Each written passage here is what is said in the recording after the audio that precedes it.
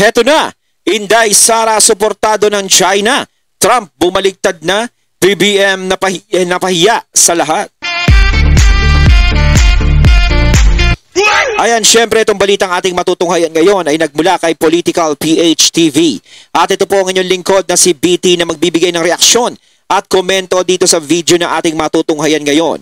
At huwag na natin pagtagalin at sabay-sabay na nating panoorin ang laman ng video na hatid sa atin ni Political PH TV at bibigyan natin ng reaksyon ang balitang ito. Pasok! Ito, matinding pagtataka ho ito, matindi. Ayun, syempre bago natin simulan ng video ito, nais ko nga pala magbigay ng credits dito sa boses at video na matutunghayan natin ngayon at bibigyan ng reaksyon. Walang iba kundi si Banat Bay. Syempre, huwag niyong kalimutang suportahan ang channel ni Banat Bay, mga katunay. Pakibisita po yan. At huwag niyong kalimutang mag-subscribe at mag-follow para maging updated po kayo sa mga vlogs, reactions at sa mga balita na hinahatid sa atin ni Sir Banat Bay. At syempre, huwag nyo rin kalimutang suportahan ng Banateros, mga idol natin yan. Isa dyan si Banat Bay, mga katunay na lagi nating sinusubaybayan. Ipagpatuloy natin. Lahat po nangyari dito sa Cebu. Kailan lang dumalaw ang presidente? Ngayon is after 2 days or 1 day. Sabihin na natin 1 day. Pero merong hindi dumadalaw at malang hindi tumutulong. Sino yun? Ito, yan.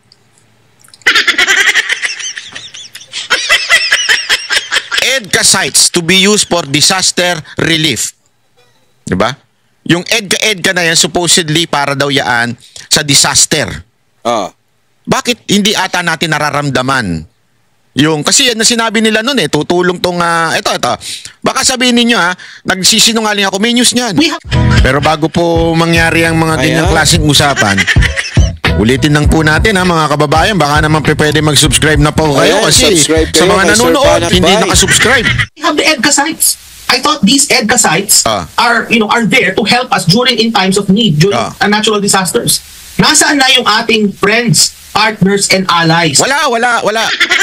Dr. Michael Batu. Ayun nga daw yung sinasabi, na yung EDCA sites talagang parang nakaalalay sa atin yan kapag may mga dumating na dilubyo sa atin. Partida yan partida na yan. Kalamidad pa lang yan. Kumbaga, yan ang nakaano pala sa kanila.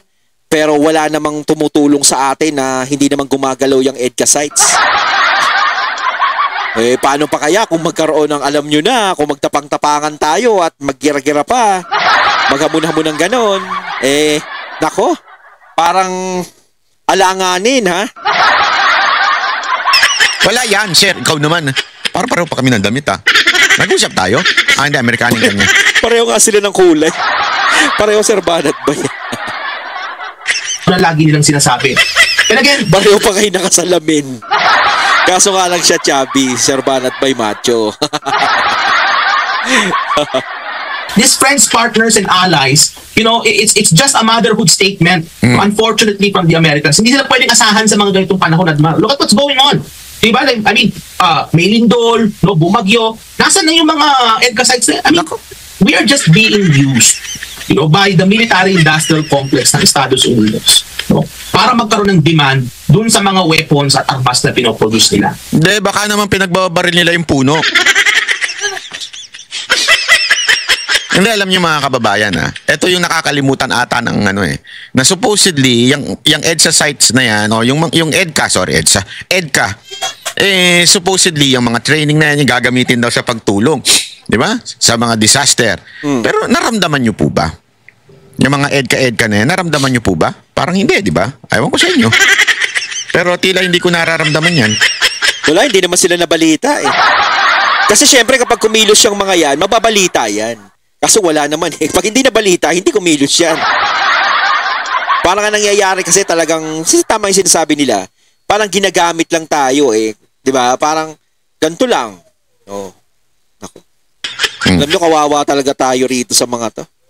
They're creating this idea na makakaroon ng digmaan, na merong threat, para may bumili ng mga armas. Yun yung nakikita ko dyan, Pero in terms of really genuinely helping us in times of need, I don't think so.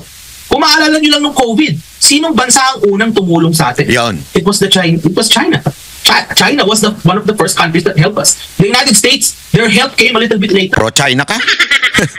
Ano naman sasabihin nila? Pro-China ka? Hindi, totoo naman. Diba? Di ba, ano sa atin yung China? Diba, alam ko nagbigay ng mga armas yun, di ba, sa atin. Di ba, kahit pa paano. Oh, tsaka yung nabalitaan ko nga, yung China daw, yung ano ng China, ay nagbigay ng tulong sa mga nasalanta ng bagyo sa Cebu. Di ba? Buti pa yung China, sana all. Di ba? Kaya nga minsan iisipin mo kapag pinupuri mo yung China, sasabihin ng mga makikitid ang utak, pro-China yan. Pro-China. Pero yung mga makikitid ang utak na yan na nagsasabing pro-China, mga gamit sa bahay niyan, puro made in China. Wag kayo tatanggi. Malaman ko kahit isang pirasong gamit sa inyo, made in China, wag kayong tatanggi. Kasi kung galit kayo sa China, kung talagang galit kayo, hindi nyo nasusuportahan yung produkto ng China, wag na. Diba? Syempre, kung practical kayo sa buhay nyo o alam nyo naman, diba? Kung talagang practical kayo, China yung bibili nyo kasi yun ang mura. Affordable. Pero kung talagang mataas ang ihi nyo, mataas ang ano nyo sa sarili nyo, di bibili kayo ng imported. Diba? Kaya tanggalin natin yan, yung paniniwalang pro-China, pro-ano. Hindi porket binibigyan ng puri ang China, pro-China na agad yung pumupuri. Diba? Hindi sa ganun. Kumbaga, nakikita kasi kung ano yung ginagawa ng China, ginagawa ng Amerika, ginagawa ng ganitong lugar, ginagawa. Kung syempre, ang United States, gumagawa din naman ng ganun, syempre pupurihin din sila. Kaso syempre, ang nakikita talaga ngayon, ang gumagawa, yung China. Na dapat tungkulin ng Amerika. Tungkulin kasi nila yan sa atin. Kasi mas kadikit natin sila Mas sila ang katulong natin, katuwang natin At saka may mga sites sila dito sa atin Pero bakit walang presensya nila? 'Di ba? Yun ang problema doon. Ibang bansa ang nagbibigay ng presensya. Kung sino pa yung kinaiinisan natin, kung sino pa yung kinagagalitan natin, sila pa yung tumutulong sa atin. 'Di ba? Ayaw nilang harapin yung katotohanan na tayo, kaibigan lang tayo ng Amerika pag kakailangan nila tayo. That's the truth. Yun ang masakit. Sabi ko nga, hirap na hirap Subukan ninyo mag-apply ng visa sa Amerika at sa China. Kung saan ka mas pahihirapan. Di ba? Pero brother tayo ng Amerika, ha? Dito tayo po sa naging gawi nitong si President Bongbong Marcos Jr. doon po sa APEC, no? Naging sentro din ito ng diskusyon sa social media yung kanyang pakikipagkamay kay President Xi Jinping. Ano ang nakikita mo rito, Doc? Considering bago pa ang APEC, halos magkasunod kasi ito nagkaroon po ng ASEAN meeting or conference dyan po sa Malaysia kung saan talagang binanatan, no? Though hindi binanggit ang pangalan ng bansa, pero sa harap ni President Trump at ibang Chinese officials, ang pinatutungkulan doon itong China nga. Tapos doon abay sumingit ng pakikipagkamay na kesyo para di daw ma-offend si President Xi Jinping. Nakita natin ito sa mga videos na kumakalat ngayon sa social media na nabigla. Pati yung foreign minister ata, no? Nung lumapit at nakipagkamay. Ano nakikita mo dito po, Doc? Hindi nakipagkamay Ay, nakipagkamay, no? Pero tinirya, no? Masabi ni Xi Jinping, plastic ka, Maganda siguro, Admar, kung maipakita natin sa screen, kung meron sana kayong stock footage no? Yung brief 10-second interaction ni Pangulong Marcos Jr. at ni Chinese President Xi Jinping. Kung wala, okay lang. Pero describe natin yung nangyari. So, last day ng APEC yon, and then ini-hand over na kay Xi Jinping kasi sila yung chair, no? Susunod. Nangyari, yan, nilapitan ni Marcos Jr. If you look closely at the Foreign Minister Wang Yi at the background, you see yung itsura ni Wang Yi, no? He looked very concerned. Kasi ano ito? What is going on? Kasi alam mo, Admar, sa mga international summit, no? Sa mga conferences, lalo-lalo na yung mga involving world leaders, yung mga interactions amongst the world leaders, bagamat wala naman nagbabawal no, na lumapit sila sa isa't isa, kinakailangan niyang choreograph at merong protocol na sinusunod. May mga protocol officers yan. So halimbawa, kung kakamayan mo yung leader ng isang bansa, dapat yan, kino-coordinate yan beforehand. No? So ibig sabihin, tinan mo dyan sa interaction na yan, walang ibang nakipagkamay na world leader kay Xi Jinping, si Marcos Jr. lang.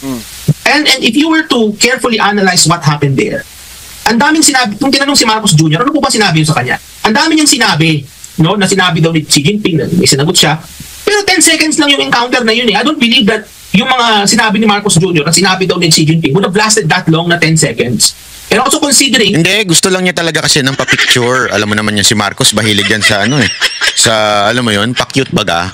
Pa-picture lang yan. Huwag kayo nagpaniwala dyan. Kasi keso marami daw siyang sinabi, ganyan-ganyan. Oh. Na kailangan din ng interpreter ni President Xi.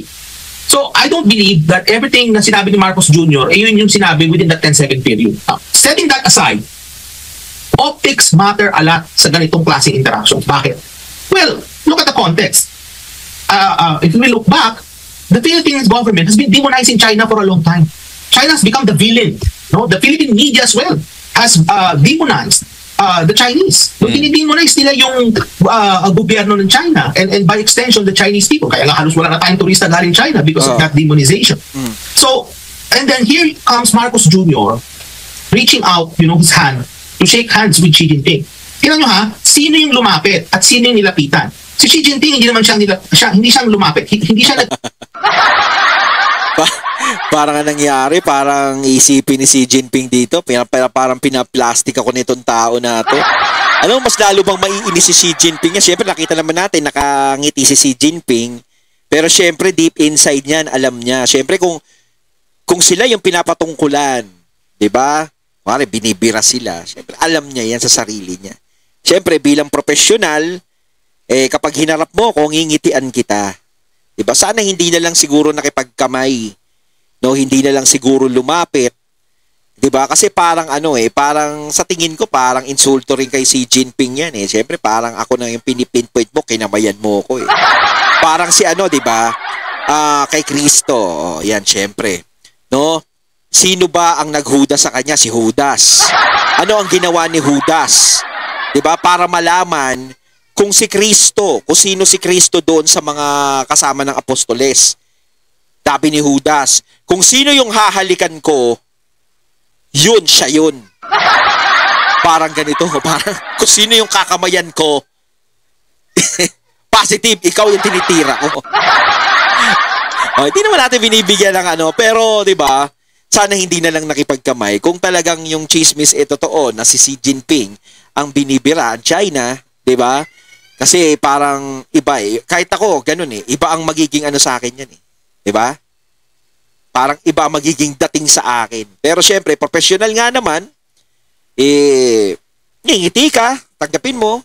O sige, kinamayan mo ko, nilapitan mo ko, nag-effort ka, okay.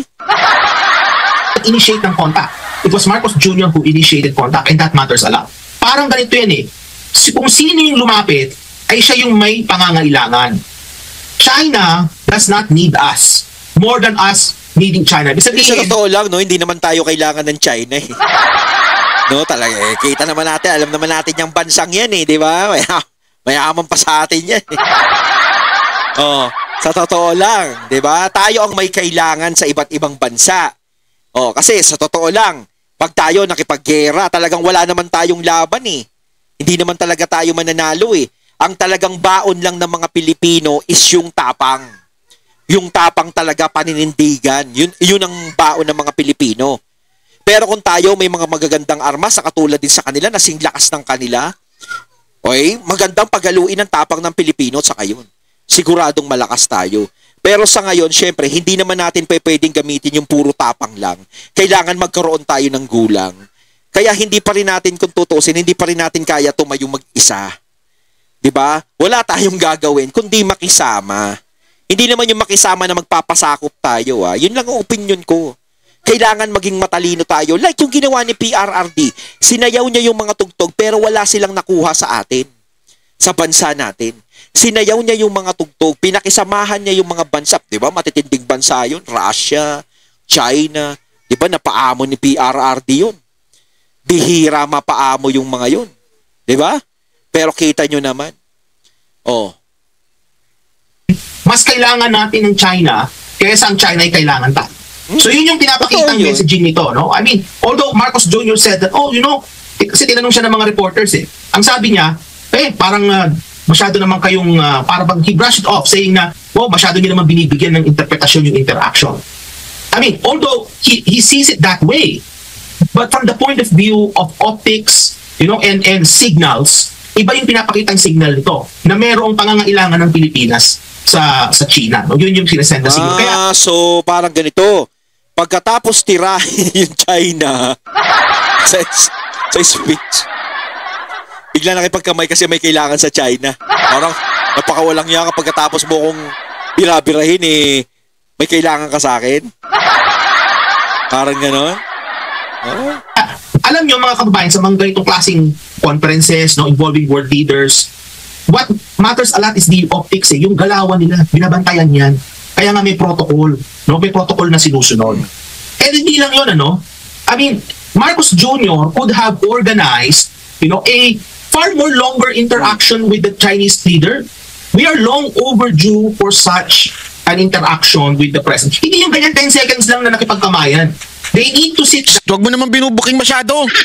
Binubuking mo masyado, sir Booking na si Marcos dyan na tinatarantado lang yung mga Pilipino Huwag masyado. Now, Marcos Jr. and President Xi, they need to sit down and hammer out the issues surrounding the West Philippine Sea, surrounding tourism, economic growth and development for the two countries. Yun yung mga pinag-usapan. Hindi 10 seconds ka lang doon na congratulate. That doesn't bring economic growth and economic benefits to our country, that second interaction. If any, it only goes to show that we need the Chinese more than the Chinese needs us. Opo, and nabanggit din niya sa isang panayam na alam niya na magkakaroon ng magandang resulta ng usapan ang Estados Unidos at China, na magkakaroon ng moratorium yung US at China. At nakita naman natin sa mga... Parang nangyayari ngayon na pag-iwanan tayo sa ere, no? Dati parang sila yung magkalaban, US at China. Ngayon, China, US magkakaroon ng tandem. Parang tayo yung naiwan sa ere, mantakin nyo, no? Diba? Gusto labanan yung China dahil sa pananakop sa West Philippine Sea. Dahil nasa likod natin ng US. Ngayon, ang US na tumatabi na sa China. Diyos ko, kung nagkaroon pala yun, natuloy yan. Diyos ko, saan tayo pupulutin, Mariosep? Diba? Posting sa mga pahayag po ng Estados Unidos, panay papuri dito sa China. Nag-come up nga sila dito sa isang kasunduan at nabanggit pa yung mga bansang kapitbahay natin pero hindi tayo kasama sa mga na-mention. Nandun lang tayo sa others at sa kabila ng mga... Grabe Pupunayin nyo pa yan Masyado kayo At least others tayo. Hindi nasa et cetera. Many more. Kasi may statement na gano'n si Trump Nagpapasalamat siya sa mga bansa. Tapos tayo, hindi tayo nabanggit na doon tayo sa others. Buti nga hindi et cetera. Parang nagbigay ng mga guests, no? Tapos tayo nasa and many more. Ang pangit nun, di ba? Halimbawa, Thailand, China, and et cetera. Ayop yan. Ayon, natating natunghayan ng video na nagbula kay Political PH TV at syempre natunghayan natin ang boses na yon at ang video na yon na binigyan natin ng reaksyon na nagmula kay Banat Bay. Kayo mga katunay, anong masasabi nyo tungkol dito? Comment lang po kayo sa comment box. So once again, I'm BT and I'm out. Peace.